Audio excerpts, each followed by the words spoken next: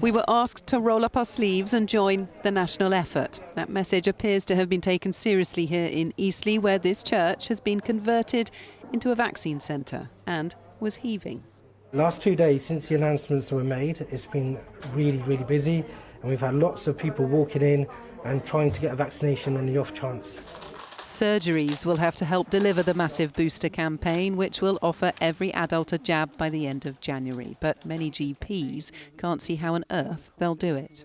If we're going to deliver up boosters, then we need to know what we have to stop doing, because we've got a day job to do. That work doesn't go away. Those people that we would then not be seeing in those few weeks will still need to be seen. So it just pushes the problem further down the road. So patient care is going to suffer? Potentially, yes, unless extensive workforce is found quite quickly, because we can't do it all.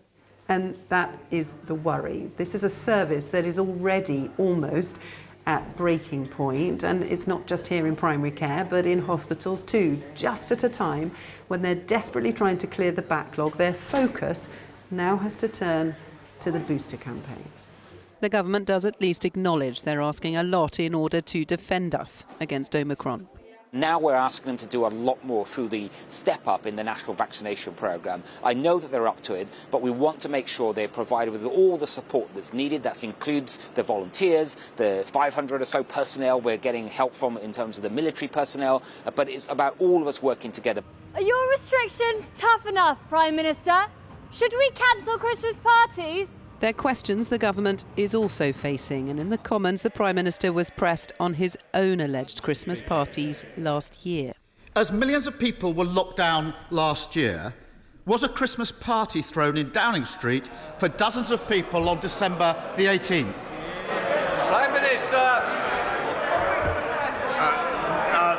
Mr. Speaker, what I can tell the right honourable gentleman is that all guidance was followed completely during Number 10. Christmas parties are again under threat this year. It's emerged a key group of scientists who advised the government warned last week the introduction of the Omicron variant would likely be capable of initiating a new wave of infections. They go on. We cannot exclude that this wave would be of a magnitude similar or even larger than previous waves. One member of that advisory group, speaking in a personal capacity, told me he's pretty clear about how to prepare for it. We would say that we need to put in place additional precautions and would advise against large indoor gatherings, particularly under noisy circumstances or in poorly ventilated areas. So you would suggest that things like Christmas parties and big family gatherings or social gatherings are cancelled?